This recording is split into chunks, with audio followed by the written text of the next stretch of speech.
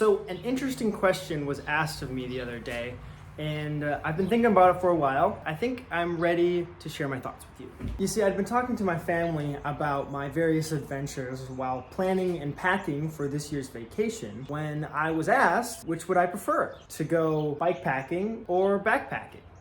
Between planning and packing, the barrier to entry, and just the overall experience, there's quite a lot to consider. So I'm gonna take this as an opportunity for learning and share with you all my thoughts. And hopefully you learn a thing or two along with me.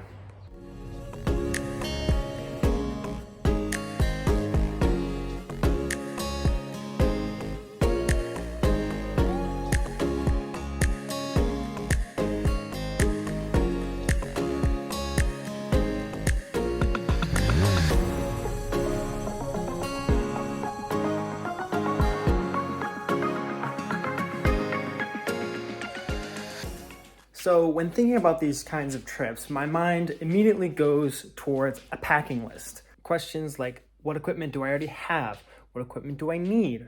What things do I want to bring along so long as the weight isn't a factor?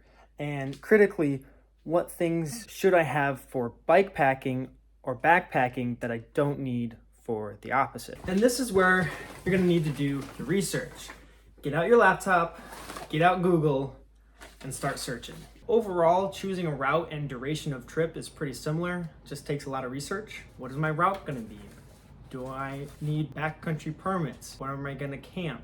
What's the weather gonna be? There's a lot of back and forth and a lot of decisions to make. Finding a good packing list is a little difficult, so that's why I took the time to make my own. I have one for backpacking and I have one for bike packing. In a lot of respects, they're very similar, but they have some things that aren't on each other. Obviously, for backpacking, you need hiking boots versus maybe clip-in shoes for bike packing, or pannier bags versus a backpack. And I always bring repair tools and inner tubes for my bike. Once I know what I'm bringing, the packing process isn't too dissimilar. For bike packing, you wanna just make sure that your weight is evenly distributed between your left and your right hand side, so it's not wobbling around. And then for backpacking, you wanna make sure that your heaviest objects are at the bottom that are only needing to be used once a day. So your tent, your sleeping bag, then your clothes and food on top, and then anything you need in an emergency situation like your first aid kit right on top. And the same goes for bike packing, obviously. Now, my solution for water for bike packing is to bring a camelback. So I'm backpacking and bike packing kind of at the same time.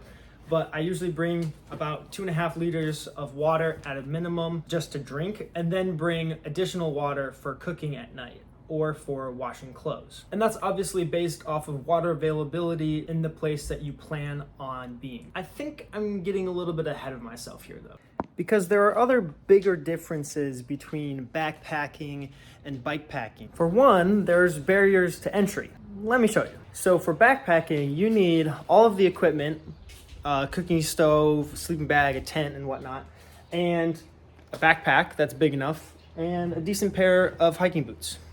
But to go touring, you have to have a good enough bike for it, and preferably one that's pretty fast, and that's pretty efficient, along with a bike rack and pannier bags, which can be just as expensive as the backpack is in and of itself. Overall, you might end up spending more money on the bike than anything else. Then again, backpacking and bikepacking are vastly different experiences. With backpacking, in my experience, of course, I've mostly driven to areas where there's enough miles of wilderness trails to go for a couple days or a week or two. But when I'm cycling, not only do I have to have the physical fitness for what I'm doing, I also have to share the road oftentimes with very fast and loud cars or trucks or really anybody. But for biking, I can just leave out the front driveway and start going wherever I'd like, because I can travel far enough to find a good campsite alongside a trail or in a wilderness area or anything like that. I just have to have the confidence to share the roads with traffic and have a similar level of physical fitness to backpacking, of course. Don't get me wrong, there's lots to enjoy about both activities. For one, backpacking is like a calm walk in the woods.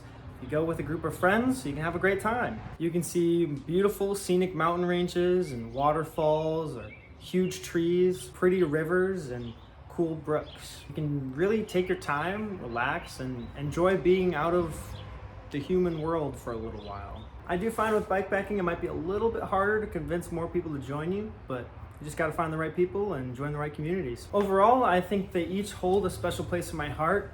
I've been backpacking for a long time now, and I plan on bikepacking for just as long, if not longer. But what do you think? Which one do you think you would prefer? The isolation of forests and mountain ranges of backpacking, or the amount of distance traveled and speed, maybe see a lot more towns on bikepacking? Let me know.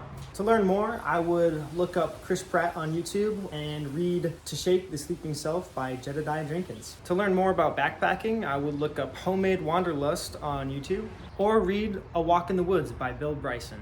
And as always, you can check out my other videos for more. And if you have any questions, comments, or concerns, leave them in the comment section down below. Be sure to leave a like and subscribe. Thank you so much, and I'll see you in the next one.